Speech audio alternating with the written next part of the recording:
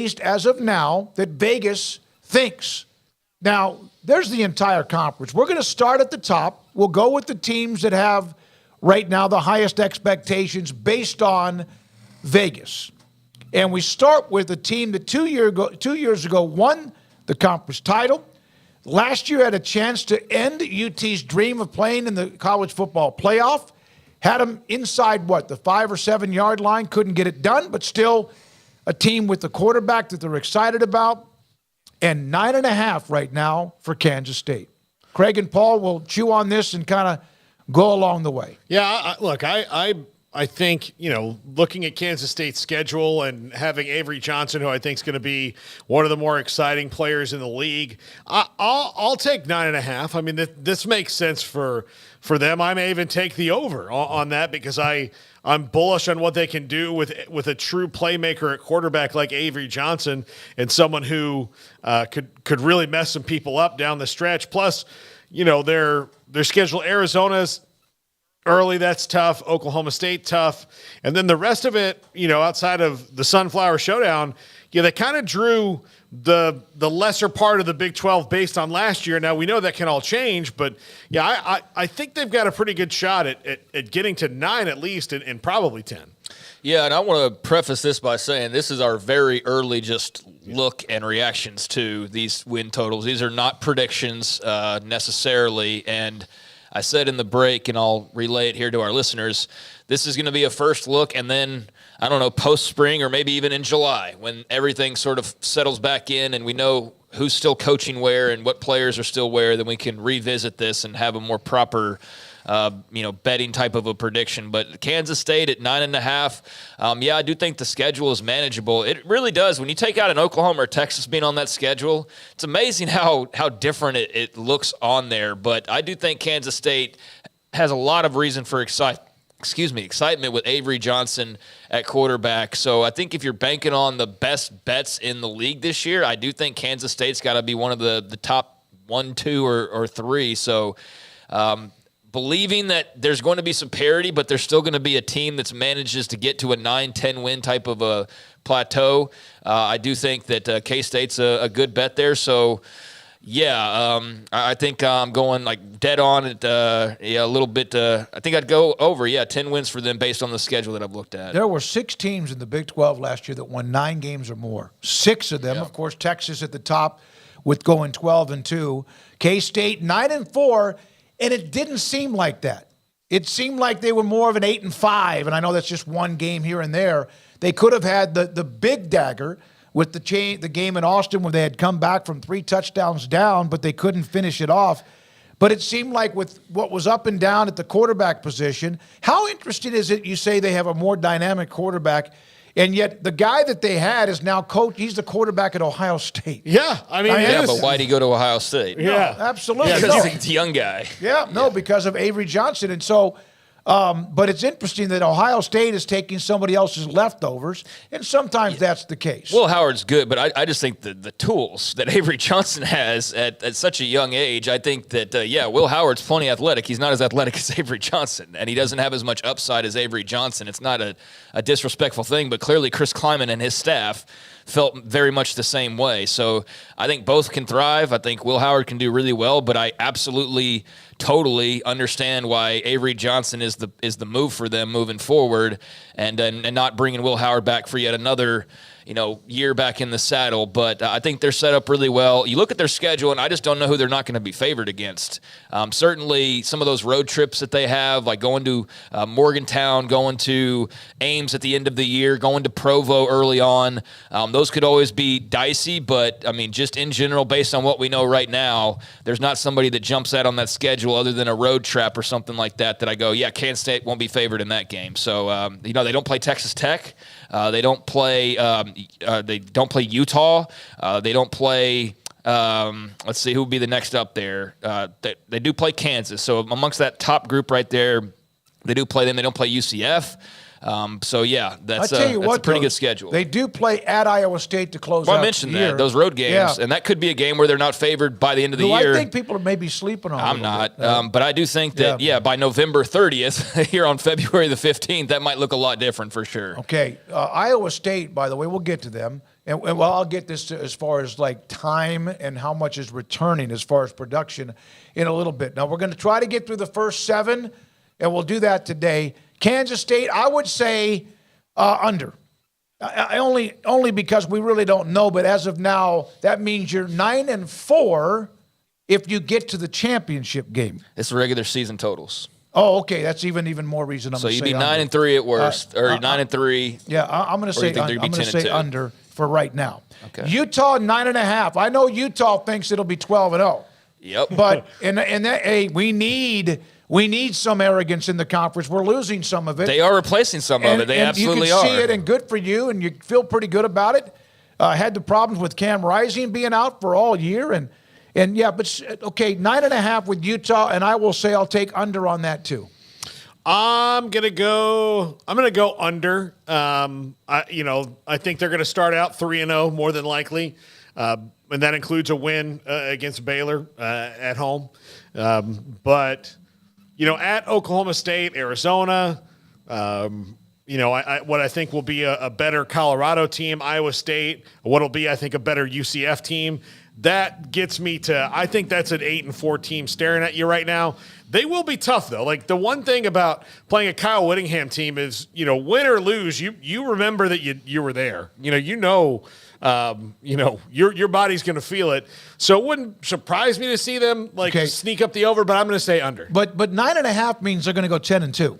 Yeah, right? no, I don't think so. I'll take that's 9 why and They're 3. going over, yeah. Yeah, I'll take the under. Okay. Yeah, I think I'd probably take the under. I do, and I want to say that there are Utah fans that are absolutely like the stereotype that we're making out, but there's also a lot of Utah fans that I've seen that are great and are very excited to be in a league they're very excited to be in a league that other teams and fan bases are excited about it the same way that they are, which wasn't always the case in the Pac-12 conference. So I've seen plenty of folks who have really enjoyed that aspect of this already. But, incredibly huge for them to get back Brent Keithy and also Cam Rising. I mean, we saw none of those guys basically last year, and that's two pretty big,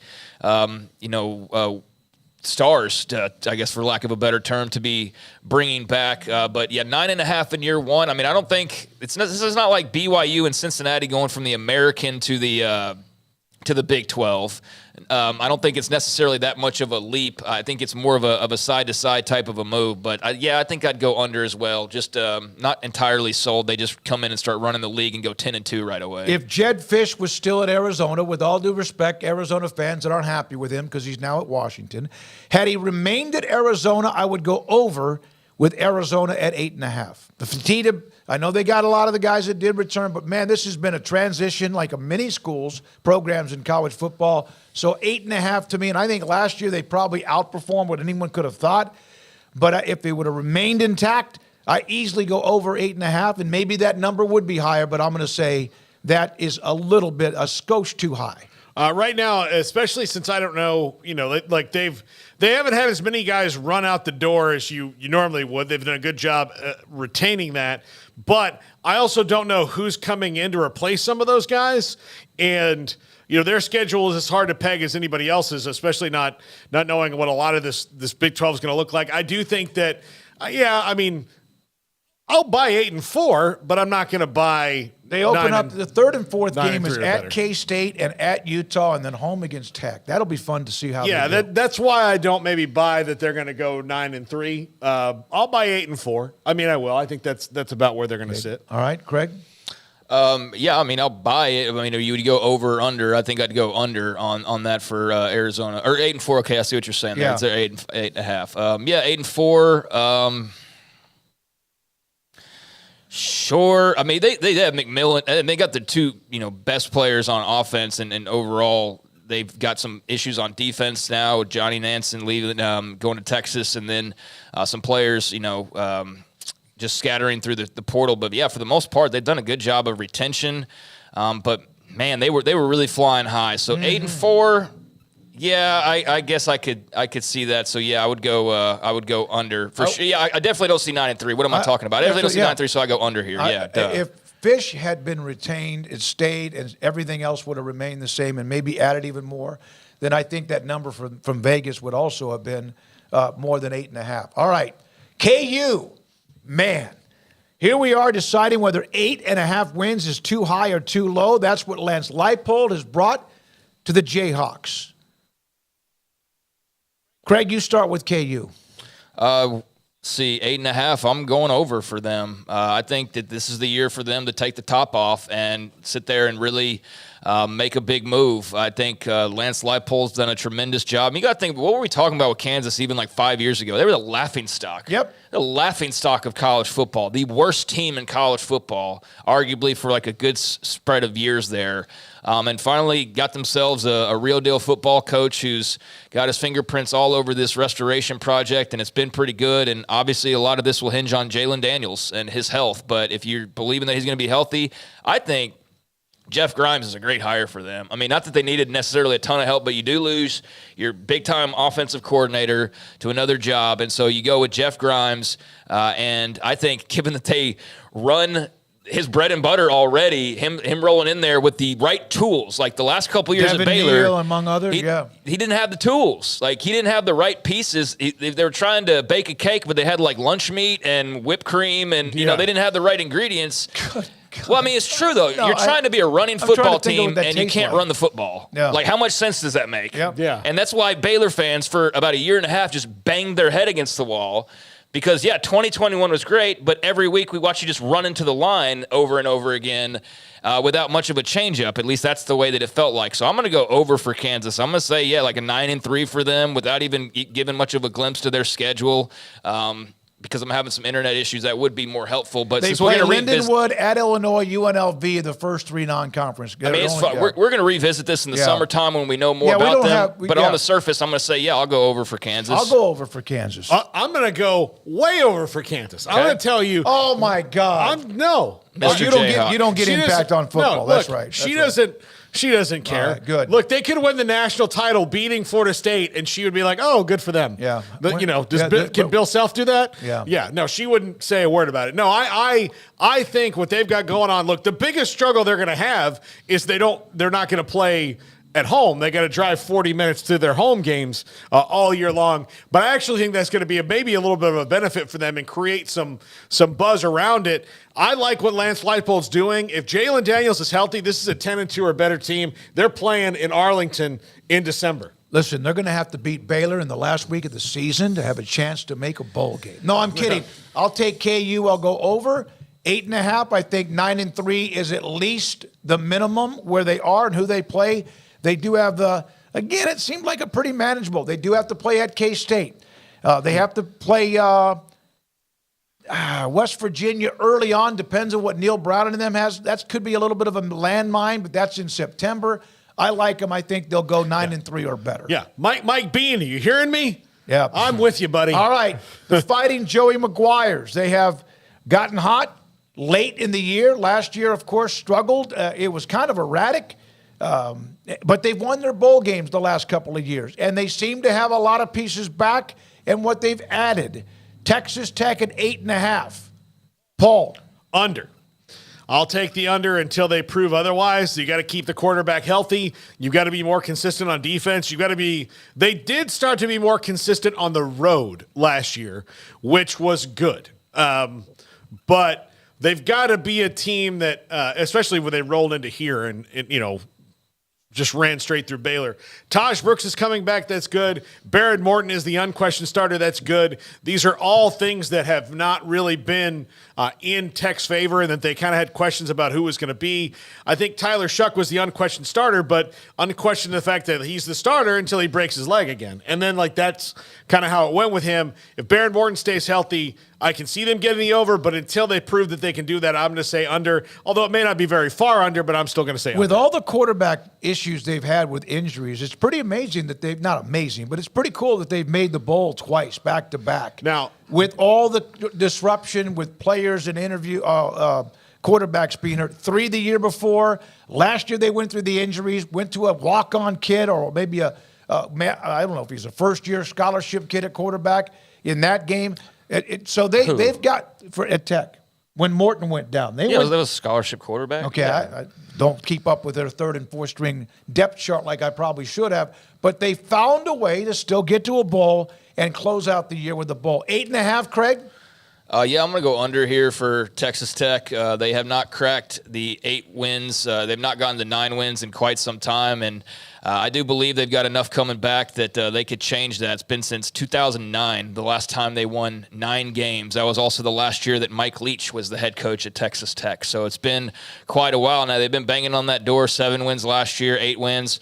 But granted, those are also with a couple of bowl game wins, and that's not what this is counting. This is counting the regular season. So, yeah, I'll go under for Texas Tech. I think they've got an interesting schedule that will depend quite a bit on how certain teams play out and how good they actually are. Because I could see where if an Arizona's better than expected, if a TCU bounces back pretty heavy, a Colorado, then their second half of the schedule could be pretty nuts. Going to Ames, going to Stillwater, going to Fort Worth, and then West Virginia, Colorado. So that's the second half. But yeah, give me like right at 8 wins for them. So I would go under right now for Texas Tech. But I do love that they have a lot coming back, the continuity that they have.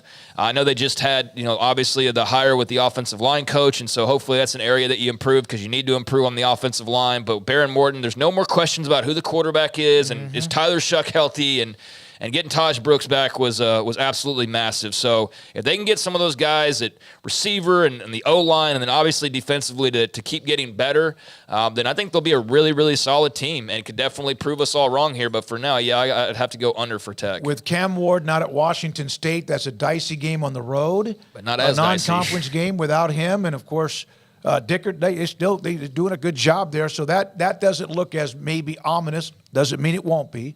They play at Arizona, at TCU, at Iowa State, and at Oklahoma State. Those are all teams that you would think are going to be pretty good. They're backloaded. Their schedule's harder on the back end for sure. Yeah. Which is why I think that it'll trip them up getting to 9. October, they open up at Arizona, home against Baylor, at TCU, at Iowa State, Colorado at home, at Oklahoma State, then West Virginia. Golly, I think 8-4 is fair. Yeah. I've gone under a lot. It's not because I'm trying to be Debbie, lowball here, but I would say. That's your new nickname. Yeah. Debbie Lowball. Debbie Lowball. You check into a hotel. T-shirt. Debbie Lowball. Well, at least it's not Debbie Lowballs, right? Yeah. That 9-3 is kind of like, that's why they do this. I'm going to say they're 8-4. I'll go under. Only just because I don't know enough about how things. I'm going to say 8-4. I think I'll go under. Like I said, when I go under at 8, I'll get a text from Joey at any moment. If I go under at 8.5, I'm not saying they're going to go 5-7 or 6-6. I think they're going to go 8-4 probably. I'm going to ask, but I'm. We have Tech fans in the chat. 8.5. You tell me, is that too high or too low? If you go high or over or under on that total. We're going to read, and a lot of you have put some notes up about the various schools. We're going to read those at the end of this segment. Please, Garrett, don't let me forget that. Does anybody else, by the way, have trouble accessing ESPN articles sometime, even if you have a subscription? I've been trying to get the returning production Bill Connolly article, and it tells me I'm not a subscriber, and I'm very much a subscriber. Yeah, so that kind of gets a little bit quirky. Yeah. It can be. I know they've adjusted for the transfer portal and all of that, but it would also be another tool just to look at. It's not the end-all, be-all, but it is something nice to have. And so the next time we do this, when we get deeper and we also know more, like post-spring and post-everything sort of settling down roster-wise, then I'll by then for sure have that as some input here. I do know that Iowa State has maybe the highest production returning from 2023. We'll get to them in a second. Texas Tech has 4 of their first 5 at home, the 1 game at Washington State. So they have a chance to jump out to a nice start, but I'm going to take under. UCF, 8.5. Man, a lot of people are all into Gus Malzahn and UCF and second year in the conference. There was a couple of comments in the chat room. I'll take the under with this too. I think there's going to be a lot of teams that are 8-4, 7-5, that kind of thing. I'll take the under with 8.5 in UCF, but I do think they're going to be fun to watch, and they have a chance to compete. But any of those teams at the top do to win that title this year. I think the swing game for them being over is going to be in the middle of the year when they go to Gainesville to play the Gators. Because if they win that game, I'll say they might be good enough. Because, look, even a mediocre Gators team is is probably still pretty good. I mean, talented, and when it comes down to it. But if they can go into Gainesville and get a win, because that's a super tough place to play, and none of those guys, save for maybe some transfers, have ever played there before. It's going to be a big moment for Florida because you don't want to lose to UCF at home because they look so down on them. But I think that one will swing to me whether they're 8-4 or 9-3. I'm changing my mind because I like KJ Jefferson coming into Gus Malzahn's offense. I think that's a tremendous fit. I think that he'll do very, very well, and I think that means they're going to win more games than they did a year ago. But to swing over 8-4, to me, you've got to win on the road at Ben Hill. Well, Griffin. they were 6-7. I'm going to go with the over now. I changed my mind. I think what New Hampshire, Sam Houston State, TCU, Colorado, Florida's Florida. We don't know if they're going to be up or down. They've been kind of just average. Cincinnati at home. I'm going to go ahead and go over with UCF at 8.5. Yeah, this isn't. We can be wrong. It's fine. I'm changing my mind in the middle of the show. We can always do it again in July. No, absolutely. But I mean, I think we just our thoughts are our thoughts. We don't have to really justify them to anybody because everybody's going to have different opinions on it. And so, yeah, I think that's legit. And I'm going to go under here. I mean, I like some of the moves that they've made, but I'm not ready to say that they're going to go win 9 games. I don't know. I don't necessarily see that. I think that they can get off to a nice 2-0 start, and then beyond that, I think it's a total crapshoot as to how good that they really are. They had a lot of close games. They should have won the Baylor game last year, for example. They absolutely should have been better record-wise than they were in 2023, and I do believe that ultimately they will be. But looking down the stretch, that TCU game in Week 3 in Fort Worth will be really just interesting to have an early conference game like that for both of those teams, the overhauls that they've had. But yeah, down the stretch, going to Ames, Tempe is not that big of a deal, but you do go to Morgantown, so that's a couple of probably the rougher road trips there in the second half. You get some good teams at home, though, so I could see where the schedule in the second half maybe works in their favor when you're hosting a BYU and a Utah as opposed to going to their place, but going over 8 wins, I can't do that. So I would go under with UCF. I'd say like an 8-4. I'm going to go over. That's the only team so far that I've done that with. Iowa State, the most production coming back from the 2023 season, and I will go over of 7.5 for the Iowa State Cyclones. I like what Matt Campbell's done. They weathered a storm where they were on their way up. They played for the Big 12 title, and then it kind of seemed like it leveled off. And I think that they're loaded. I like what they have, and I think that I will go over on the 7.5 for the Cyclones. I'll agree with you. I'm going to go over on that as well. I think that I think they'll be pretty good. I think their schedule, is.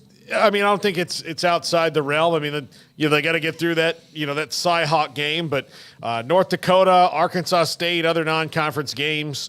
The back end of the schedule, though, with Kansas, then Cincinnati, Utah, and Kansas State, that is, I guess Tech before that. Yeah, that's pretty tough.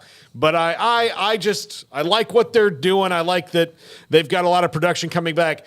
Historically, when Matt Campbell has had veteran teams, he has won more than he's lost.